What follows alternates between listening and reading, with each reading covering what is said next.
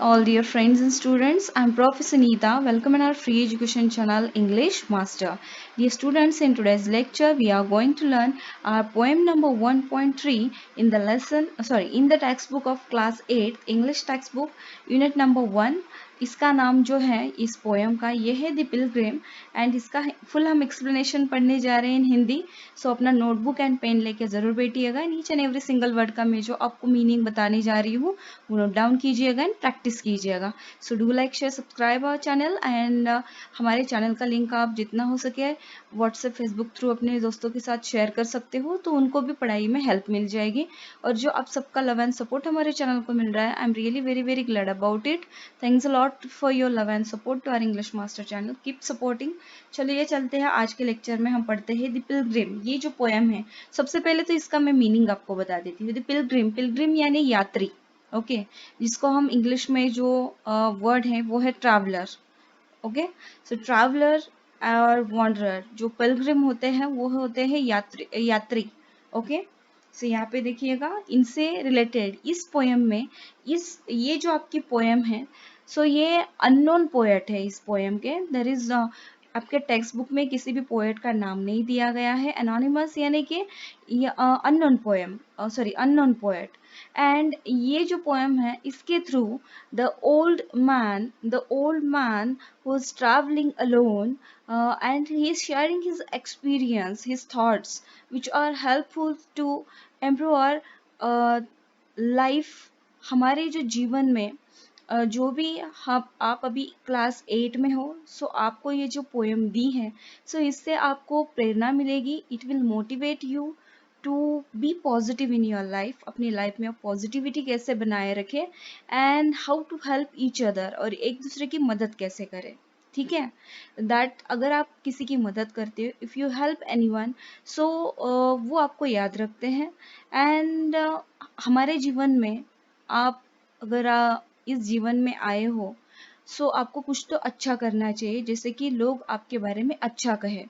So this kind of message this poem is giving. So चलिए शुरुआत कर देते हैं. A pilgrim going alone highway came at evening, cold and grey, to a chasm deep and vast and wide. The old man crossed in the twilight dim. The chasm held no fear for him. यहाँ पे देखिए, a pilgrim यानी कि एक वृद्ध यात्री, going alone highway अकेले एक निर्जन रास्ते पर जा रहे हैं. Came at evening cold and grey, शाम के समय ठंड और उदासी भरे. यहाँ पे देखिए ग्रे, GRAY, ग्रे का मतलब होता है कलर, बट इसका एक मतलब है कि उदासी भरा. Okay, and came at evening cold and grey to a chasm deep and vast and wide. The meaning of chasm is खाई. ओके, एक गहरी, विशाल और व्यापक खाई. अभी इसमें CHASM, इसका प्रोनाउंसिएशन चाजम नहीं होगा, इसका प्रोनाउंसिएशन होगा chasm. ओके, अब प्रोनाउंसिएशन भी ध्यान से सुनिएगा. टू अ chasm यानी कि एक खाई के पास. Deep and vast and wide, deep यानी गहरी, वास्ट यानी व्यापक एंड वाइड यानी विशाल. एक गहरी, व्यापक और विशाल खाई के पास वह शाम के समय में ठंड और उदासी भरे वहां पे आ गए.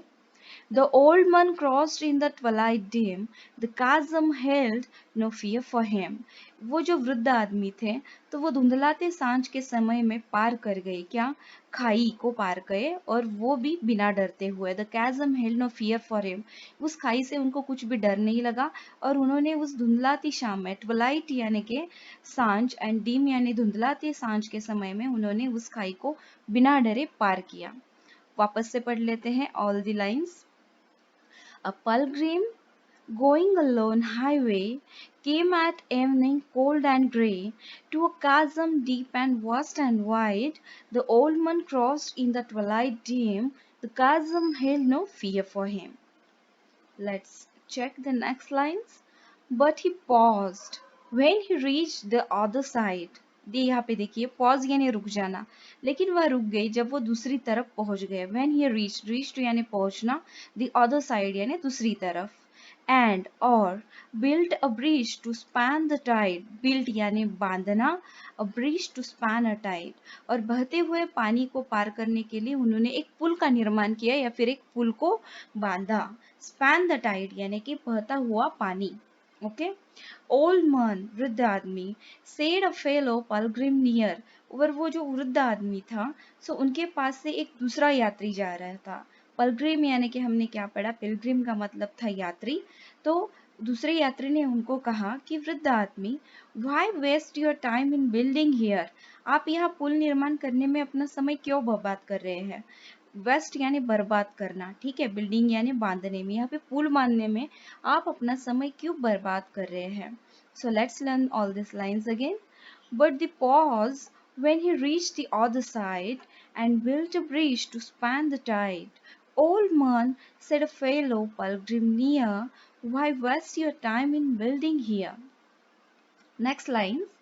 Your journey ends with the close of the day. यानी कि आपकी यात्रा दिन के समाप्ति के साथ ही खत्म हो जाएगी.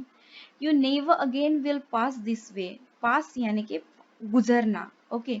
वहां से आप फिर कभी यहाँ से नहीं गुजरोगे. You have crossed the chasm deep and wide. Why build ye here at eventide? यहाँ पे देखिए why ये this is the akai word और इसका मतलब है you. You के लिए ये वर्ड यूज किया है. इसका मतलब होगा you. Why build you here at eventide? यहाँ पे देखिए you have crossed the chasm deep and wide. अपने गहरी और व्यापक खाई को तो पार कर लिया है. Why build you here at eventide? आप देर शाम तक यहाँ क्यों पुल बनाएंगे या फिर आप यहाँ पर पुल क्यों बना रहे हैं जिसमें आपका बहुत सारा समय जा सकता है. इस तरह से वो जो दूसरा पिलग्रिम था, जो यात्री था, पास से गुजर रहा था उनके, सो उसने उनको ये सवाल पूछा है. Your journey ends with the close of the day. You never again will pass this way. You have crossed the chasm deep and wide. Why build ye here at eventide? Okay. The next lines are, the pilgrim raised his old grey head. My friend, in the path I have come, he said, there followeth after me today a fair-haired youth who must pass this way. यहाँ पे देखिए the pilgrim raised his old grey head. यहाँ पे अभी ये grey का मतलब है कि उन्होंने उनके जो सफेद बाल थे, जो सफेद बालों का सर था, raised यानी उठाया.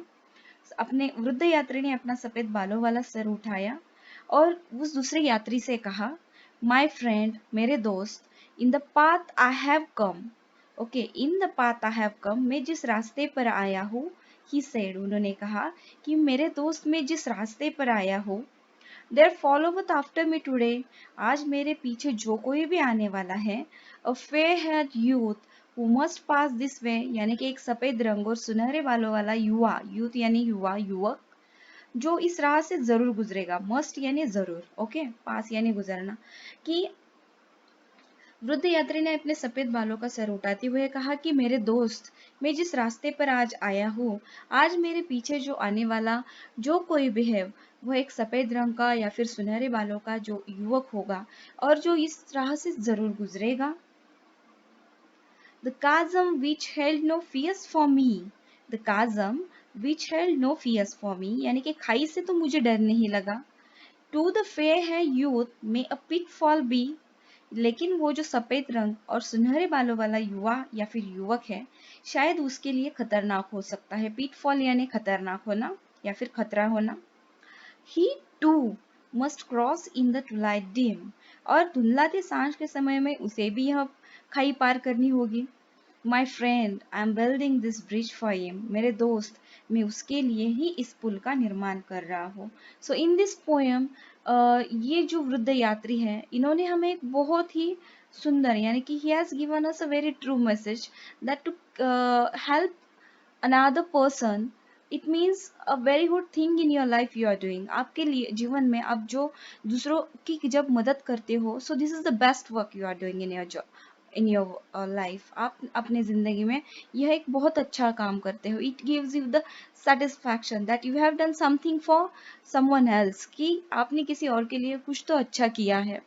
So इससे हमें क्या सीखने को मिलता है? The moral of the poem is that keep helping each other, हमेशा एक दूसरों की मदद करते रहिएगा, and be positive in your life always, और हमेशा अपनी लाइफ में पॉजिटिव रहिएगा।